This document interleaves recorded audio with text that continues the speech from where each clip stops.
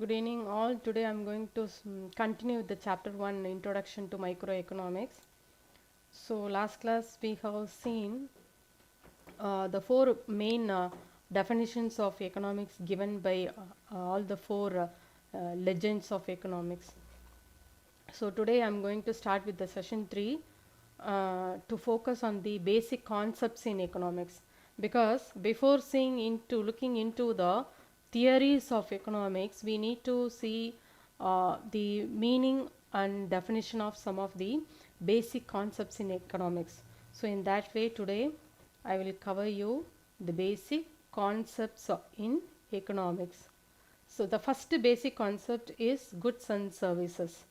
So you all know what is good and what is services, and how to differentiate the goods and services. So anyway, I will give you the explanation and I will give you some of the examples of goods.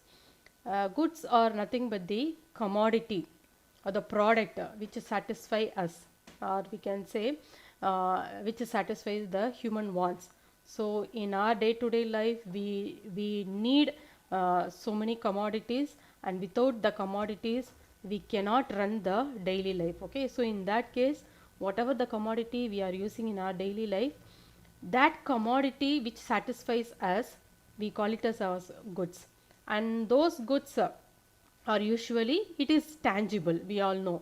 So like for example, pen, pencil, books, salt, apples, etc., etc. So these are all the commodities in our daily life.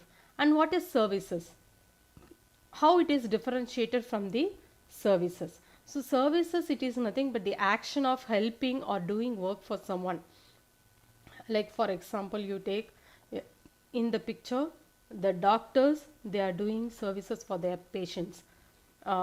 Dentists, nurses, they are doing services for their patients. Teachers, they do take classes for the students. It's a services from the teachers to the students.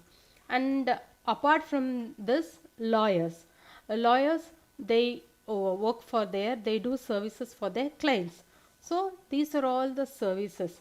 So like educational services, infrastructural services, then health services, all those things will come under the services.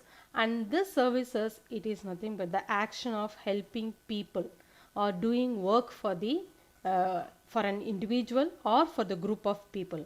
So this is how we differentiate. So you take in this picture, I have given you a best example for goods, the physical object, we can say, like shoes, t-shirt. So it's a good where we consume, we get satisfaction, and we live our life. But services, it is different. As I told you, services, the one or group of people, those who are working for the other individual or group of people, like doctors, nurses, teachers, lawyers. Okay, so for this process of the satisfying the other people, they come together, and we call a process, three process. One is production, distribution, and consumption. So whenever an individual want to satisfy another individual or group of people, or a group of people, those who want to satisfy a single person, then that process need three things. One is production, second one is distribution, and the third one is consumption of goods and services. So these are all the things which needs in an economy, and that kind of activity we call it as economic activity. Okay, so this is the main important concept you need to know in economics. So because only with the help of the goods and services we are going to derive all the theories and laws in economics. Then the second one is kinds of goods. Kinds of goods and services. So what are all the kinds of goods and services we have? One is free and economic goods. Free and economic goods.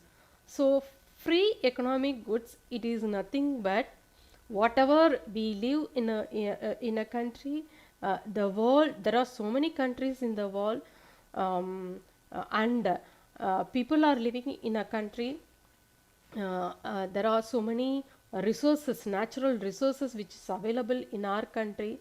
So here all those commodities which is in the nature, we call it as what, the free commodities. Like for example, water, land, trees, air, uh, um, sunshine, all these commodities are said to be the free commodities. We individual or group, all the people, we live in a country where all this natural commodities, free commodities, we obtain the free commodity, we get the satisfaction level. Maybe the satisfaction level will differ in different people in different countries, but these are all the commodities which is said to be the what, the free commodities, or we can say the free goods. But this commodities, it has in the past, it has some, it's very free, it was very free.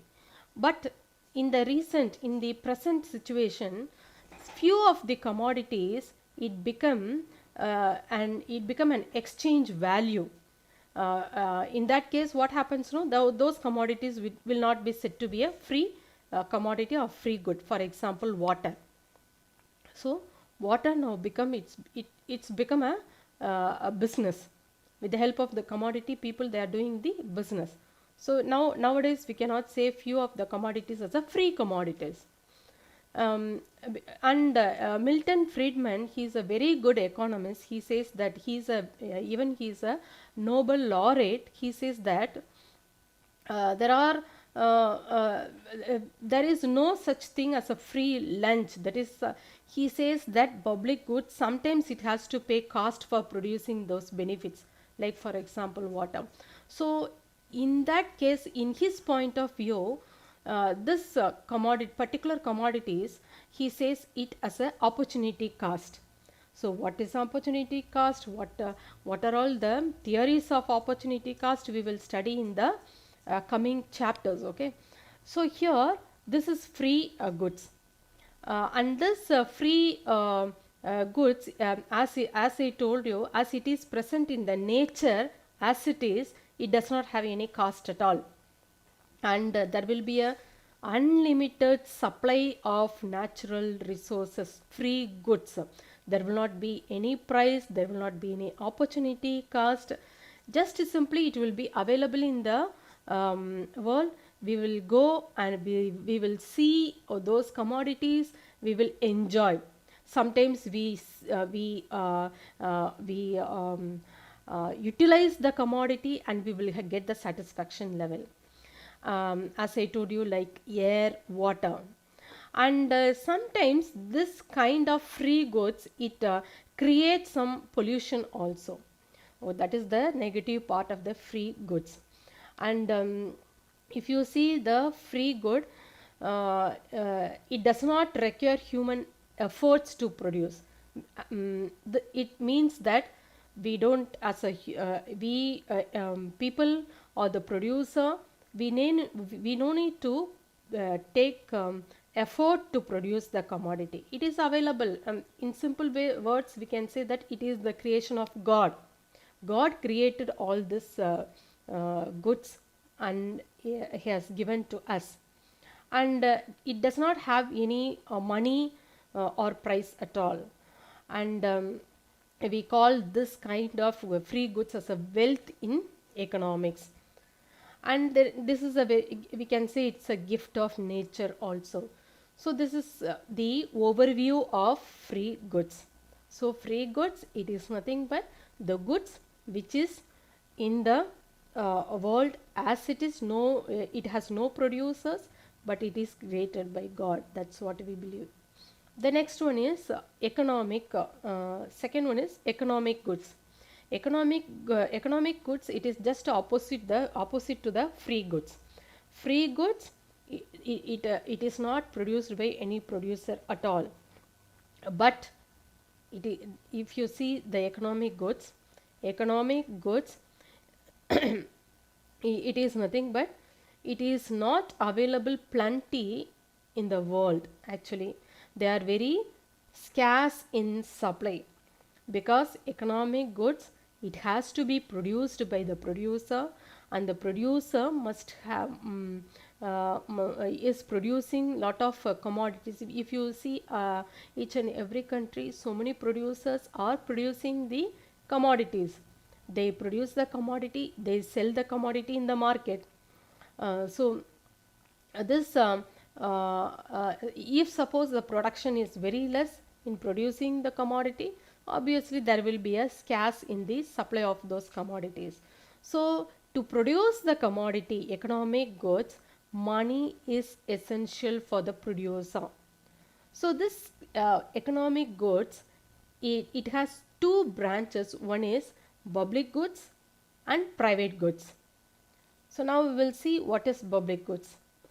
Public goods, it is nothing but the goods that are neither excludable nor rival. The people, they cannot be prevented from using a public goods. Like for example, you see the picture in the screen.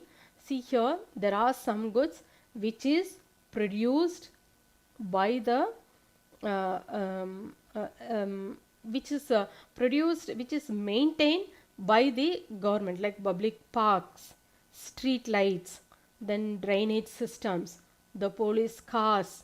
So these are all the commodities, these are all the services, goods and services which is maintained by the producer of government. Government, they produce the commodity, they allow the people to consume them, utilize the commodity and avail the services from the producer, okay, which we call it as public goods. So what is the main advantages of the public goods? Public goods, whenever you go to park, whenever you use the street lights, what will happen? It's a free of cost. You no need to pay money to the producer.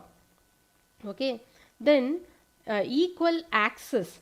So all the people, it is this park, it is not only for the rich people. Park, it is not only for the poor people.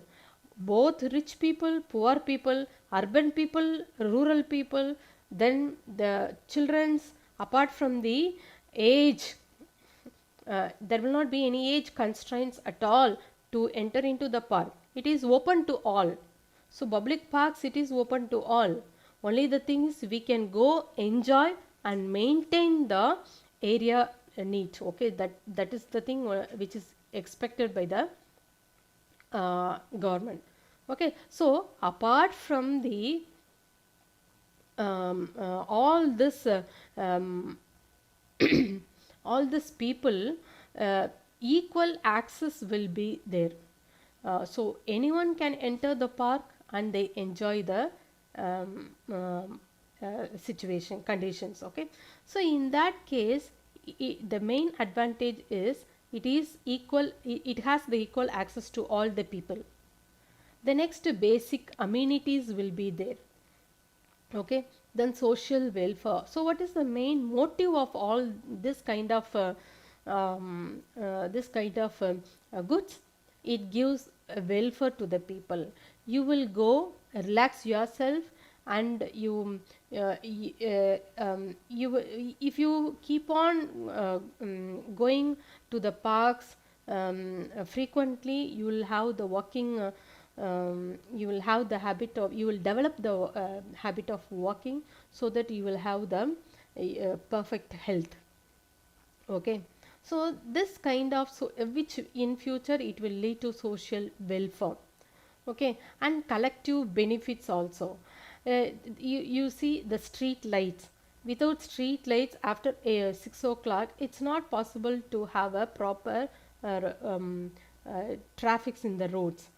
So this government, they do this facilities and they help for the people, whereas out of this process, the society will be benefited.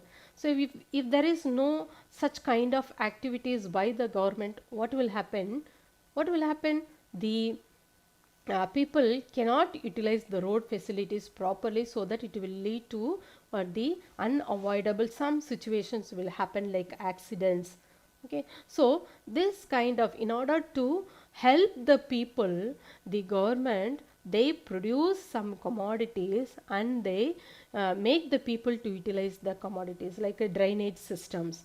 Drainage systems, it's common everywhere, where it is very essential for the people nowadays. Okay, so here these are all some of the examples of public goods which will benefit the people for their standard of living. Okay, so this is the next, you see, the next good under the economic good is private goods. So there is a much difference between the between the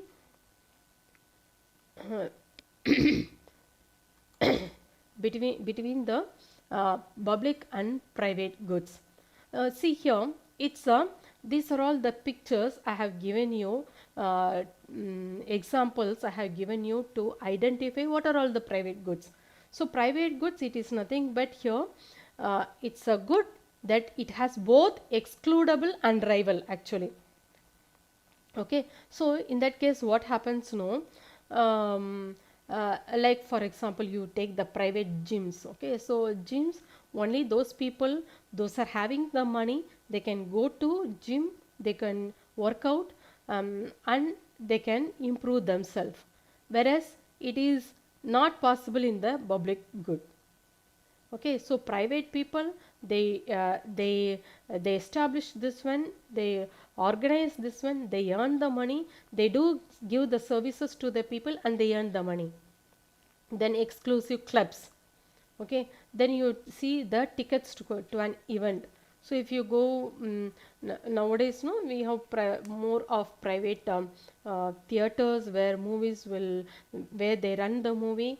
Those people, those who are having the money, and those who are very much fond of watching the movies, they go to the theaters and they pay the money and they watch the movie, they enjoy, they get satisfaction level and they will come back.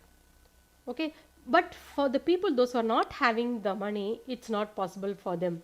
Okay, so that's why then you see the restaurants, obviously now you I think you will be having the habit of celebrating your birthday or wedding day, whatever it is. If any occasion comes, special occasions comes, what happens now, you pay the money, you reserve the seats, you go, you will be consuming the goods, foods, and you will come back, you will get the satisfaction level. So here, because you have the money, you earn yourself, you are having more amount of income, so your expenditure also it will be increasing.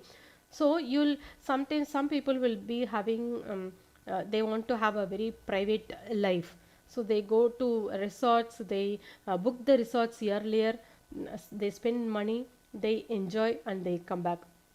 Okay, so those producers, those who are concentrating only for the consumers, those who are paying more, they provide the services which we call it a private goods. Okay, so this kind of private goods will not be common to all the people. Okay, so an economy will have both the private goods as well as the economic goods, and under economic goods we have both the public and private goods. And what are all the advantages? So why, if I am running a restaurant, why, what is the purpose of running a restaurant for me? I provide services to the people for profit motive. So I will be, my main motive will be increase my profit. So I will provide the services to the people, then my main advantages will be maximizing the profit. Not only maximizing the profit, so once the profit increases, at the same time once the consumers are increasing their satisfaction level, then it will lead to what, economic growth. So not only in running the restaurant, in all the sectors in the economy. So I told you what are all the three sectors: primary, secondary, tertiary, all the sectors. This kind of producing and selling the commodity, maximizing the profit will be, it's a very common among the producers. Okay. Then the next one is the second important concept of goods is consumer goods and capital goods. Consumer goods, it is nothing but the goods where we consume in the finally, or we can say the goods which is used for final consumption. So the commodity will be ready and we are ready to consume the commodity. So both the side, the commodity, it will be ready to sell and ready to consume the commodity. Like for example, you see the food commodity, then house, home, TV, then television, furnitures, automobiles. So these are all the finished commodities, the consumer goods. The consumer goods may be both durable goods and non-durable goods. So consumer goods, it is nothing but the goods which is used for final consumption. That is, it is a finished goods, it is not a unfinished goods. Unfinished goods, it is different, but consumer goods is different. Consumer goods, it is the final goods which is ready for the consumption for an individual person or for the group of people. Okay, so this consumer goods is of two kinds. One is durable and non-durable. This is very, very important. Durable, it is nothing but the commodity, when we consume the commodity, it will stay for a longer period. Like for example, you see a refrigerator, then bicycles, then microwaves. Okay, these are all the common commodities which we have in our house. And also we used to consume some other commodities like toothpaste, shampoo, then the eatables, or the food materials, fruits, vegetables, then dairy products. These are all the commodities which we use daily, but it does not have a longer period. It has a very shorter period. How? Once we consume the commodity, we get the satisfaction, and the consumption of that commodity will get over. It will not be for a longer period. Okay, so that kind of commodities which has a very shorter time period, we call those commodities as a non-durable goods. Okay, so this is the difference between the durable and non-durable, but both durable and non-durable goods, they are said to be the the consumer goods. Then we have capital goods. The capital goods, it is also called as producers goods because it does not directly satisfy the consumer, whereas in the consumer goods, directly we consume the commodity, we get the satisfaction. But as in case of capital goods or producer goods, it does not directly satisfy the consumer wants. Like for example, you take the machines or the spare parts. It is direct, it does not satisfy us directly, whereas it satisfies consumers in the factories, in the manufacturing sector. Okay, so like for example, you see the pictures in the car manufacturing sectors. What happens? No, whether we use this kind of cars directly? No. For manufacturing cars, the producers in the manufacturing sector, they need some of the other commodities which is used to produce the main commodity. So those kind of commodities, we call it as capital goods. Then other, so many examples I can say you. You see the other two pictures. So they are the manufacturing sectors. They produce spare parts like pipelines. This is the manufacturing sector which produce the pipelines to use it in the to bring out the final products. The next, the computer spare parts. Okay, so likewise, producer goods or the capital goods, it does not satisfy the consumer wants directly, but it will be used in the manufacturing sector to produce the final goods. Okay, so that's why we call that as a capital goods. um, and also we can say this kind of commodity, it is used only by the producers in the manufacturing sector. That's why we call this as a producer goods. And why we call this as a capital goods means it is nothing but it's the money value of the goods, it will be very high. Okay, so that goods will be a capital goods which is used to bring out the final products. Okay, that's why we call it as a capital good. Then the next one is third one is perishable goods and durable goods. Perishable goods, it is nothing but here you see the goods which has a very short time period. Like for example, you take fruits, vegetables, leaves, then you come to the fish market, then you see the flowers. They don't have very long period. Maybe in chill climate, these kind of perishable goods, it will have little longer time period, but not for a very long period. So this kind of commodities, we call it as perishable goods. Their lifespan, it will be very limited. So within that lifespan, we need to consume the we consume the commodity, and we are the it will be the life period will get over for the commodities. So once we consume the commodity, the lifespan will get over for the perishable goods. Okay, so because this kind of commodities, vegetables, fruits, daily we are daily we are supposed to have what, supposed to eat vegetables, fruits, leaves. So in maybe for a maximum of 1 week, the fruits and vegetables, it will be there, their time lifespan, it will be 1 week. Then after that it will get over.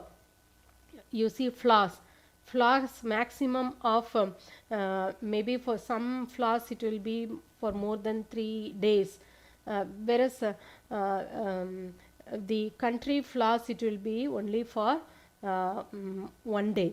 So if we wear flowers, it will be for only 1 day. Okay, so very very short time period it has.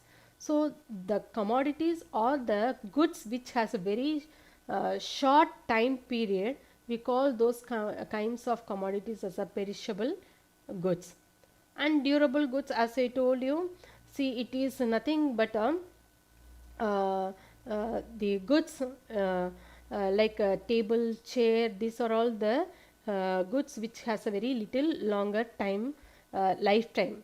Okay, like you see the refrigerator, then bread toaster, then chairs, tables, bureaus, these are all the durable goods. Then these are all the goods we have seen. Now we are going to see what are all the services and what is services. So services, it is nothing but it is also produced and it is consumed by the people, and it has some uh, characteristics like services, it is intangible. Okay, so whereas goods, it is tangible. In the beginning itself I told you, goods is nothing but the commodity which we consume, buy, and we get satisfaction. Okay, whereas services, it is the it is tangible, intangible. Goods are tangible and services are intangible. What do you mean by intangible? It is not seen outside to the people. Only it can be felt, it can be smelled, it can be tasted, it can be seen or heard before they brought, like cosmetic surgery. Okay, so surgery, with the result of the surgery, it cannot be seen by the consumer before the surgery. Okay, so that's why we call the services as a intangible. Then the second characteristics of services is heterogeneous. So what do you mean by heterogeneous? The services, they vary across the regions or cultural backgrounds. Actually, They cannot be grouped on the basis of quality standards. A single type service yields multiple experiences. As I told you, services, it is not homogeneous, it is heterogeneous. Homo means same, but heterogeneous, it does not, it's not same. It vary according to the or across the regions. Okay, heterogeneous, the services, it vary from people to people. It varies from region to region. It varies from culture, one culture to the other culture. So here they can be grouped on the basis of the quality standards. Only with the help of the quality of the services, it can be identified in a different way. Okay, so a single type service yields multiple experiences. So this also will happen. That's why we call it as a heterogeneous. Like for example, music, consulting, physicians. Okay, so a services is not only intangible, it is also a heterogeneous. Then the third one is inseparable from their makers. Yes, some services, they are they have a separate connected to their markets. Like for example, labor, a physical worker, and a laborer, a person who is doing unskilled manual work for wages. They are inseparable from their makers. So these are all the people, those who want to work along with the producer. They are not separated. They cannot be separated from the producer. They are inseparable for their makers. Okay, that's why the we call this services as inseparable from their makers. And also here perishable.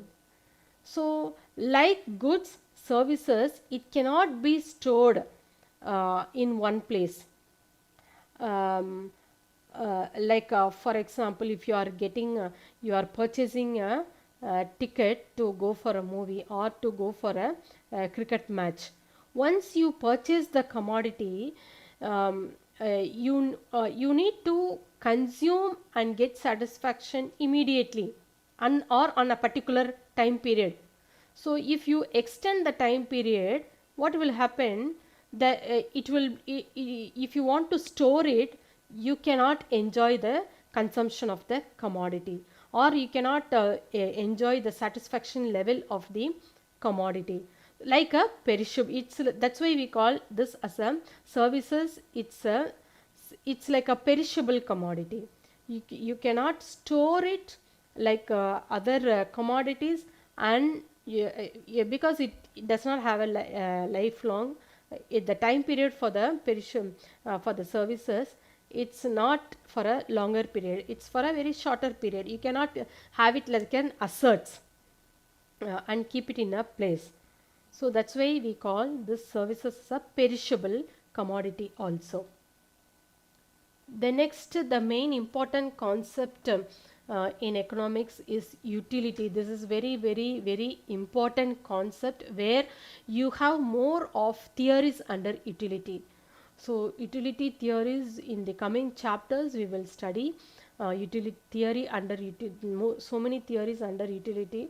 So to study the theory of utility, you need to know what is utility, what are all the characteristics of utility, what are some examples for utility. So here utility, it is nothing but usefulness. In economics, this utility, it is nothing but the want satisfying power of a commodity. That is, if you purchase a commodity, if you consume a commodity, once after consumption, you will enjoy the commodity. Obviously that enjoyment of the commodity will lead to the satisfaction. So if, like for example, if you are drinking one bottle of Coca-Cola, what will happen? You will, once you drink the commodity Coca-Cola, you will get the satisfaction level, mainly during the period of summer. So so what will happen? Once you drink the commodity, it will give immediately, it will give satisfaction level. the satisfaction level may be different in different individual, but you will get the satisfaction level, and that satisfaction we call it as what? The utility. It has the power actually. So each and every commodity has the power. So at that same time, apart from Coca-Cola or Pepsi, if you even if you consume ice creams also, you will get the satisfaction level. You will get the satisfaction level. But the same commodities will not give the same satisfaction level during winter. So that is also very important. So each and every commodity, it has its other sides also in different time period, in different individuals. Okay, so that is also we are going to see under the theory of utility. So here utility, it is nothing in economics. Utility, it is nothing but the want satisfying power of a commodity or services for an individual consumer at a particular time and at a particular place. This is very very important. Now you see, now we live in Tamil Nadu. It's somewhat, it is hot. If you take people in Tamil Nadu, we consume lot of cool drinks, ice creams to overcome the heat. But at the same time, if you take Kashmir, people living in Kashmir, they all the days they will feel chill, and to overcome the climate, they consume hot water, they consume other commodities which will make them warm or hot. Okay, so that kind of commodities, for them it gives a different satisfaction level, which we call it as utility. So this utility will not be the same for an individual consumer at a particular time period and at a particular place also. So this utility, it has some characters. So now the first characteristics is utility is psychological.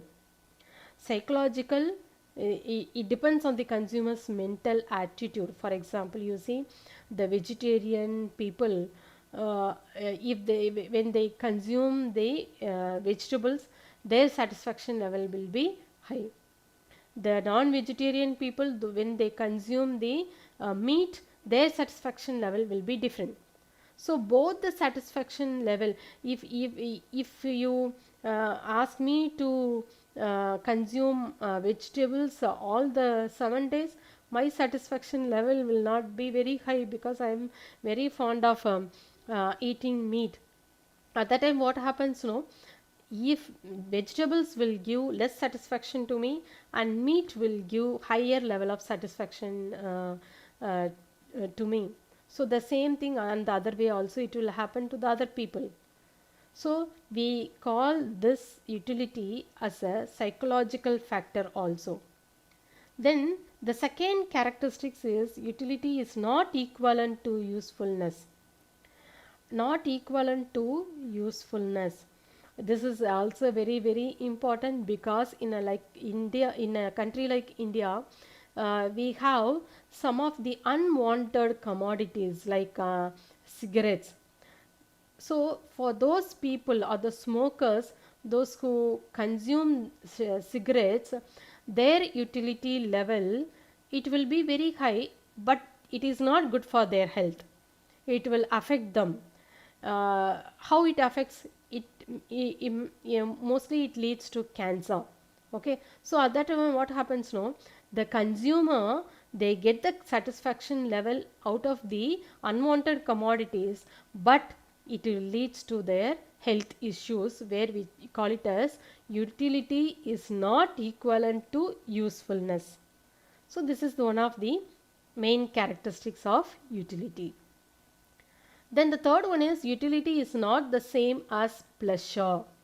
Yes, this utility, we cannot say that always it will give pleasure to a individual. Sometimes it will not give pleasure to the individual. Like for example, if you are getting fever, then the doctor, he will ask you to consume the medicines. It may be a tablets, or it may be a syrup, or it may be a injection, whatever it is. Only to overcome the health issues, you need to consume medicines, but it is not providing pleasure to me. It will never provide pleasure to any patient in consuming the medicines. Okay, so this is also one of the characteristics of utility. The next you see, the fourth characteristics is utility is personal and relative. Personal and relative. Like for example, you see an individual, he will be obtaining varied utility from one and the same good in different situation and different places. Like for example, here you see a person who is finding more utility in the consumption of woolen cloths during winter than in summer, or at any other places like Kashmir and Mumbai. So sometimes it will be personal, very personal, and sometimes it will be very relative also. So this is very important characteristics of utility. The next you see the next utility characteristics, that is utility is the function of the intensity of human want. So here function of the intensity of human want, it is nothing but here sometimes what happens, this satisfaction level of consumption of a commodity or utility, an individual consumer, he will be facing a tendency of diminishing utility also. What do you mean by diminishing utility? The level of satisfaction will go down, which we call it as diminishing utility. If I'm making you to eat one cake for my birthday, you will be very happy, you will be very pleasure to eat the commodity. So at that time what will happen, eating one cake of commodity will one cake, you will get satisfaction level. If I am asking you to have one more additional cake, you will be very happy and you will consume the commodity. Your satisfaction level or your utility level will increase a little higher. At the same time, if I am forcing you to eat 3, 4, 5 pieces of cakes for my birthday, whether it will give pleasure to you? No, because you will be getting satisfaction when you eat 2, 3, 4 pieces of cakes. After that, your satisfaction level will be full actually. You will get the complete satisfaction. But eating too much of the same commodity in the same time period, it will lead to have a stomach upset. So at that time what will happen? No, not only stomach upset, any other things also will happen. You may get vomiting. So at that time you will not like the commodity at all. Okay, so at that time what will happen, the dissatisfaction will happen, or the utility diminution will happen, which we call it as what, the tendency of, you will face the tendency of diminishing utility. Okay, so this is the one important characteristics of utility, where this utility is the function of the intensity of human wants. It has a separate theory we will study in the coming chapters. Then the next characteristics is utility is a subjective concept. Actually, it is a subjective concept because it cannot be measured actually. It cannot be measured objectively or numerically. Only we say that 2, 3 pieces of cakes will satisfy you, but it does not have any measurement at all. Okay, it does not have any measurement at all. We cannot measure it numerically. How much level, we can say that level orally, but it is not measurable for each and every individual. Okay, so for some particular piece of cake will be giving satisfaction, for other person that satisfaction will differ, so we cannot measure it properly. So that's why we call that kind of thing as a subjective concept. Okay, so it is not measurable, it is not objective at all. Then finally, utility has no ethical or moral significance, or moral significance. Like a same commodity, we see that utility is a satisfaction level of each and every individual, but it's not like that. There are some commodities which give different satisfaction level for different kinds of people. Like for example, you take a knife, it will give a very good satisfaction for the cook who is cooking in house or in restaurant. But you see the same kind of commodity, it it give different level of satisfaction in different kind of people. Like for a example, killer, the person who have the habit of killing others, so they are also using the knife. Okay, then you take the guns which is used by the army people, as well as the thief, those are having. Okay, so terrorist we can say. So different kinds of people will use the same kind of commodity, where it does not have any the utilization according to them. It will be either ethical, or it has some moral significance for them. So here in economics we can say commodity has utility if satisfies a human wants. Okay, so these are all the characteristics of utility. So this utility concept, it is very important for economics, economic analysis, and it has so many theories also. We are going to see the theory with some of the diagram and measurements, which is which we try to economists, they try to find out the solution for the problem with the help of the utility. And now we are going to see what are all the types of utility. We have some 6 types of utility. One is form utility. Form utility, it is nothing but uh, if a commodity has a form, then that form alone will give the satisfaction level to the people. For example, you see cotton. Cotton, we use cloths. We used to consume different kinds of different varieties of cloths. So in consuming the particular commodity, we get satisfaction level. But whether you will get satisfied if you get cotton, raw cotton as it is not possible to consume instead of cloth. So whenever a commodity is in a form, a particular form, or in a definite form, then the consumer will get the satisfaction level. In a simple way, I will tell you, it is nothing but you cannot consume the raw materials. You can consume only the finished commodity and you will get the satisfaction level. Dress materials, computers, cars. Okay, these are all the finished commodities. Whereas if you don't, you will not have any habit of consuming the raw materials.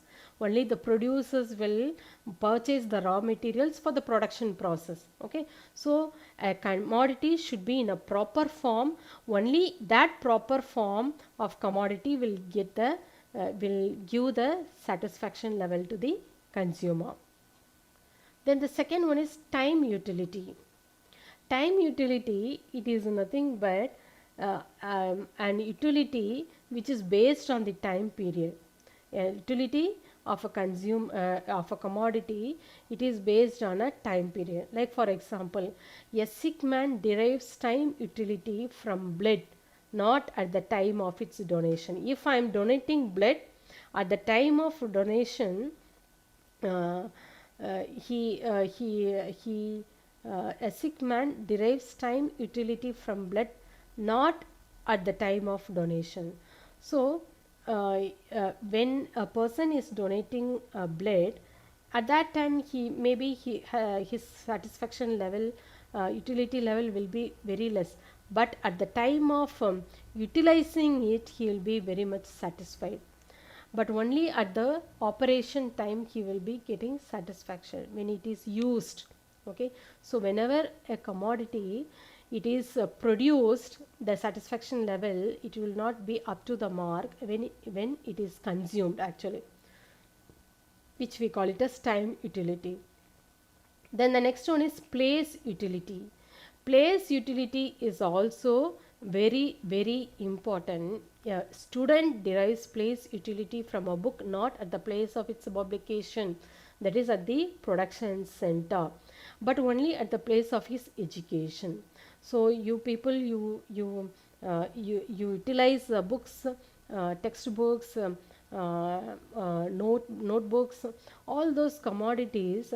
It cannot give satisfaction or utility in the place where it is produced. It will give the commodity, particular commodity, it will give utility only at the place where you are getting education. Okay, or we can call it as consumption place. Okay, so that's why we call this utility as a place utility. The next you see the service utility.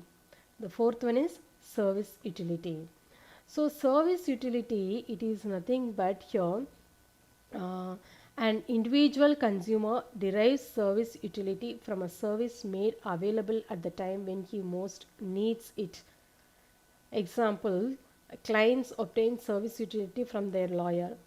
Patients derive service utility from the doctors and so on. So here whenever the consumer they get the services from the people like lawyers, doctors, at that time when obtaining the service, when they enjoy the service, at that time they get the utility, which we call it a service utility. Apart from the time period, there will not be any utility at all. Okay, so you will be having the friendly relationship with the doctors, patients, doctors, lawyers, and the teachers. But when you get the utility, when you get the benefit from them, the kind of benefit is called services.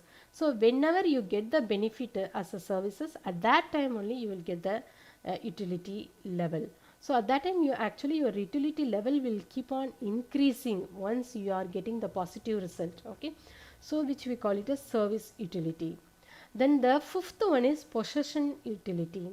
Possession utility, it is nothing but when a student buys a book or dictionary from a bookseller, then only it gives utility. So when you possess, when you buy the commodity, at that time what will happen? The utility level will obviously it increases. Okay, so when you buys means what? When you pay the money and you buy the commodity, you will get the satisfaction level. Or otherwise simply going and seeing the books, it will not have any utility level will not increase at all. Then the finally knowledge utility. Knowledge utility, it is the utility derived by having knowledge of a particular thing. Advertisement services serves as a source of information on an object. So if you watch television, you will if you watch movie in the television, so in between you will get more of advertisement. Okay, so in the from any one of the advertisement, you will be tempted to buy any one commodity. Okay, so nowadays that is very digital marketing and attracting the consumers, it is very normal. Okay, so at that time what happens now, you will come to know about any characteristics of any commodity, which we call it as the knowledge.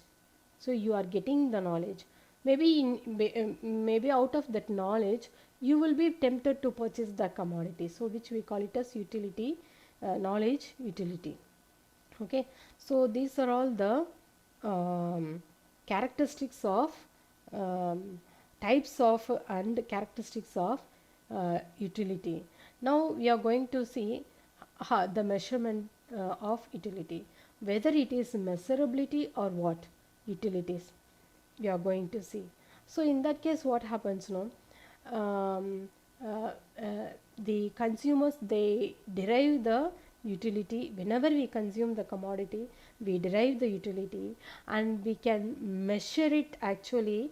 But that kind of measurement, whether it is properly measured or not, whether it is positive or not, we will see in the theories. But before that, we see it is a measurable actually, and that measurement we call it as utils. It's a unit of measurement of utility. Actually, an individual, he pays a price for the unit of a good which is equal to the utility derived. So here Marshall, he states that utility can be measured indirectly, not directly actually. So we have seen this utility, it is not measurable. It is measurable in terms of utils, but that utils, uh, it is not direct, it is indirect actually. So how? Using the measuring rod of money. This is very very important. So the detailed concept of this measurability of utility we will study in the coming chapters. Okay. Next important concept is price. So price, cost, revenue, these are all the main. Now we are coming to the main concept of the economics. The first one is price. So price, it is nothing but the what? The money value of goods and services. Price is the value of goods and services in terms of money. So whatever the commodity, whether it is a very small safety pin also, now we need to pay the money and buy the commodity. So paying the money, it's nothing but what? It's a value of the commodity. Whether it is a 1 rupee or whether it is a 10 rupees, 20 rupees, or even in lakhs or crores. So this price, it is nothing but the value of money. So how far the value the producer he fixes, we are supposed to pay the money and purchase the commodity. So here price of a good, it is fixed by the forces of demand for and supply of the good. So who is fixing the price for the commodity? The producer. So producer, how he is how he fixes the prices for the commodity, for the goods or the services, it depends upon the forces of demand and supply. When the demand for the commodity increases or decreases, the supply also, it depends upon that. Okay, so this demand and supply are the two factors which determines the price of a commodity. Okay, so here it also decides how the goods are to be produced. So this price, it decides whether to produce the goods in the future. Okay, so in the coming days. So if suppose the price is very less, what happens? If the price is very high, the producer, he will be very happy to produce the commodity more and more. If the price is going on decreases, when the demand and supply is not up to the mark, what will happen? The producer has to decrease the price and he has to fix the lower prices. So what will happen? Increase in price, decrease in price, and stability in the price level of the commodity, it will be decided by the producer depending upon the demand and supply, and future products also, production also, it will happen according to that. The next one is a market. Market is a very important concept.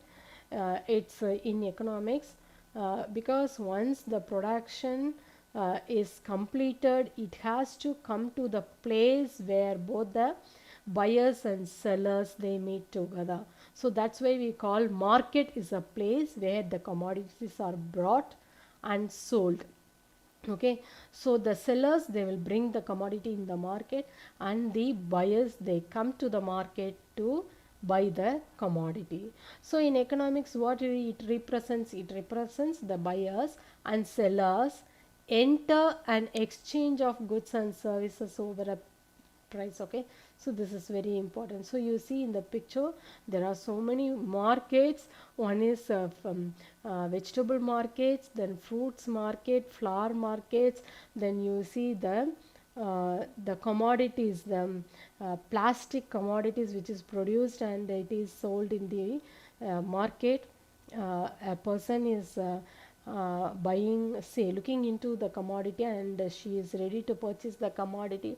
The next you see the handicraft commodities. Okay, so the caps, then the bags, then the mask, all those slippers, then doormats. These are all the commodities which is produced by the people, and it is displayed in the market, ready to sell.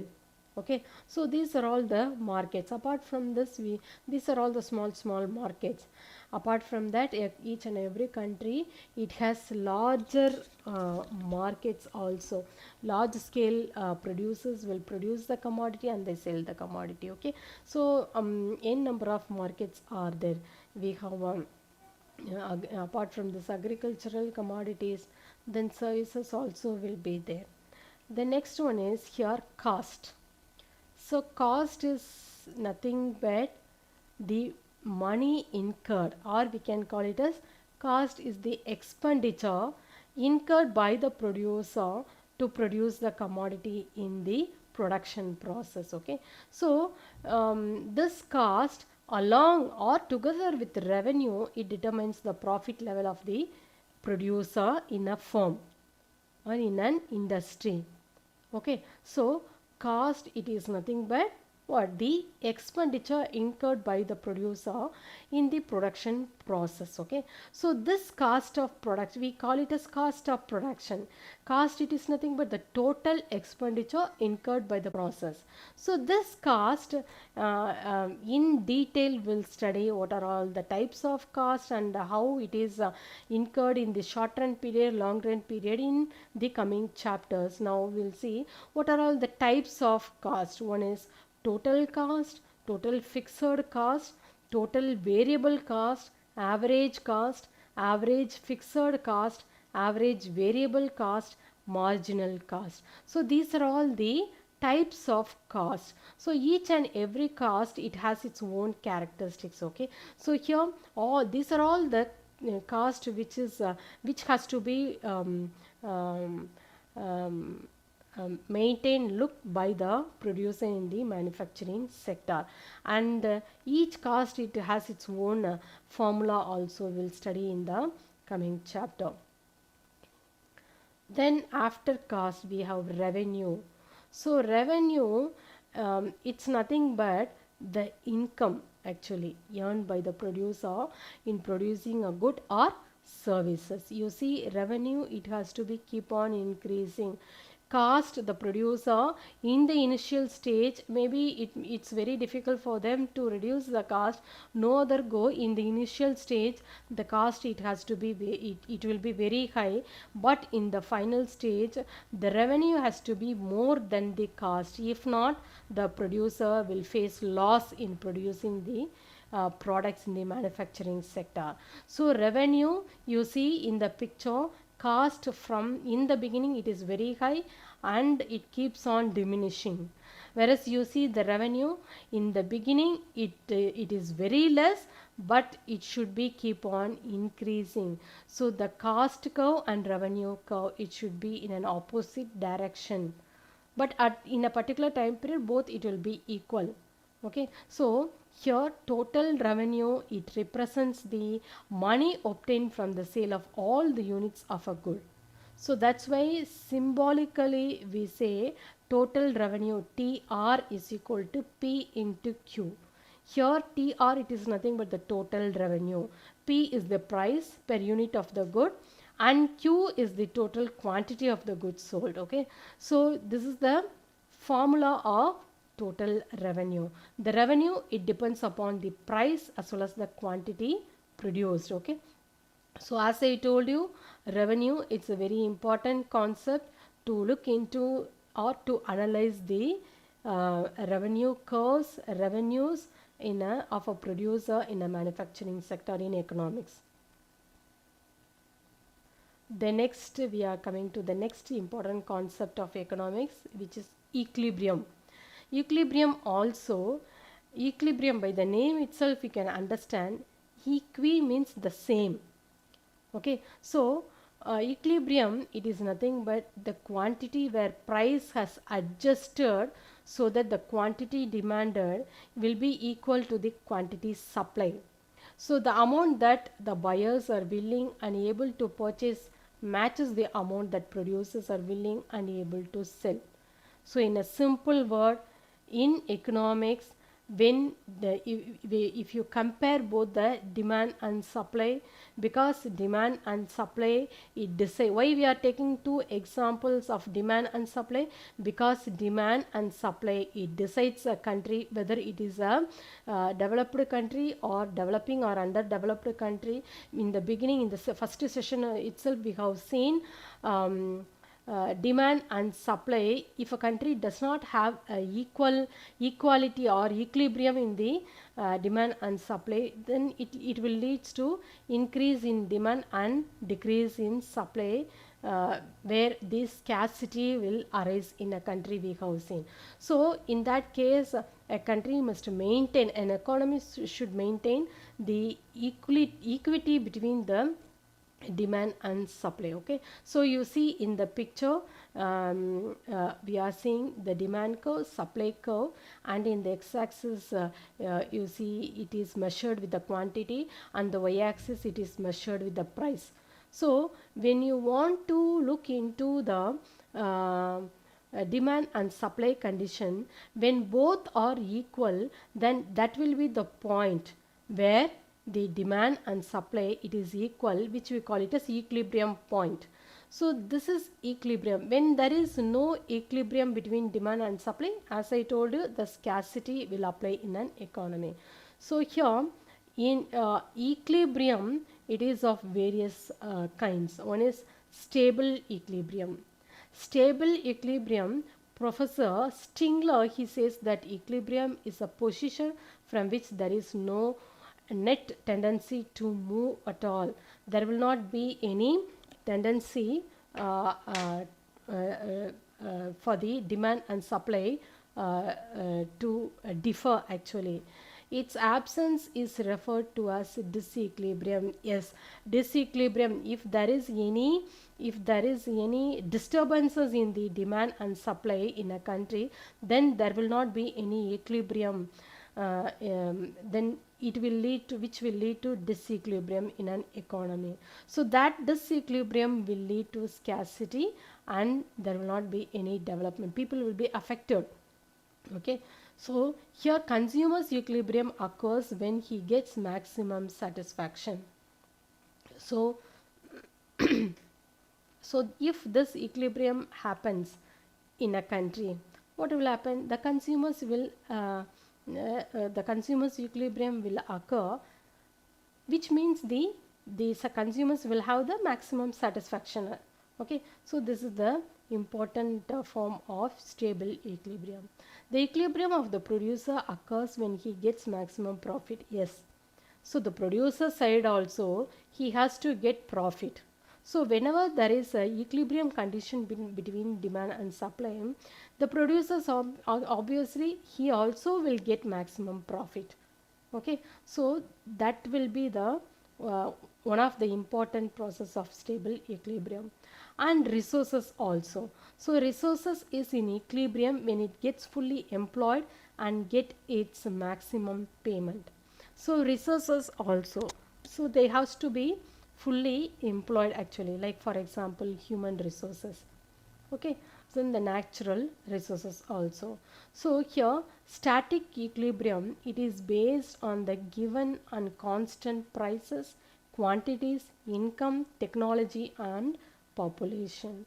So this static, or we can call it a stable equilibrium, it depends upon the constant price, quantities, income, technology, population. If there is any disturbances in the price, income, technology, population, or then there will be a disturbances in the equilibrium condition of demand and supply, which we call it a stable equilibrium. Okay, The next we will move on to the particular equilibrium and general equilibrium. Particular equilibrium, um, it is nothing but an equilibrium which is related to a single variable, actually single variable. That means here, if suppose there is some disturbances in the demand and supply because of any one factor, or we call it as one single variable, then there will be a the particular equilibrium, it will arise. At the same time, if you see the general equilibrium, on the other hand, it is relates to the numerable changes in the numerable variables or even the economy. It is called general equilibrium. So here, this is the main difference between the particular equilibrium and general equilibrium. Because of variations in the single variable, this particular equilibrium will arise, and because of the various or numerous variables, the in the economy, the general equilibrium, it arises. Okay, so this is also, equilibrium is also a very important concept in economics. The next you will see finally income. So income, by the name itself you can understand what income is. Income, it is nothing but the amount of money or the returns. So when we do a physical work, okay, the it may be a small amount or it may be a big amount, whatever it is, okay, in a particular time period. That is very very important. If I am doing a job, I do my job, whether it is a physical work or mental work or whatever it is, I do work, I earn money for it. It may be a daily work, or it may be a weekly work, or it may be a monthly work. It depends. It depends on the people, what kind of work they are doing. So at that time, what happens? No, so the income, we get the income. So income, it is nothing but the amount of money for return for doing the works. Okay, so this income, it is of two types. One is nominal income and real income. Nominal income, it is nothing but what? The nominal income, it is nothing but, here it refers to the income before the deduction of the changes in the price level or inflation. See, if I do work, if I go for a job, I do work and I get the salary. Okay, so or I may, instead of going to a job, I may be sitting simply at home and I may be getting the interest rate as a income. Okay, this kind of availing the income is called as nominal income. With that is very important thing is, without the reduction of the any price level or inflation. Like for example, as I told you, my income will be like for example 50,000. So if I'm getting monthly income, if my gross salary is 50,000, that 50,000 will set to be the nominal income. Whereas from the 50,000, if the company or the institution is deducting for any health insurance or for any other um, loans, or if they are provident PF, if they are cutting the salary as a for a PF. So by deducting all those things, I will get a salary of 40,000. So that 40,000 is said to be the real income. So the real income, we call it, also call it as a real wage. So here is how much money an individual makes after adjustment of inflation or the price level. So this the lump sum amount of money, we call it as nominal income, after doing all the deduction as a PF, if I get any loans, then for the interest also it will go down. Then insurance it has to be deducted. So by deducting I will get only 40,000 as a as my salary per month, okay, which we call it as real income. So the after deduction I will get the income which we call it as real income. If it is not deducted, the whole amount I it will be call it as a nominal income. Okay, this is the difference between the nominal income and real income. As a whole, we call both nominal income and real income as a income of an individual or a group of people. Okay, so this is how uh, we are seeing the basic concepts of in economics. So with all this basic concepts in economics, we are going to derive all the concepts in theories and economic laws in the coming sessions. Okay, so thank you so much for watching this video. I hope um, you all will be benefited out of it. Thank you so much.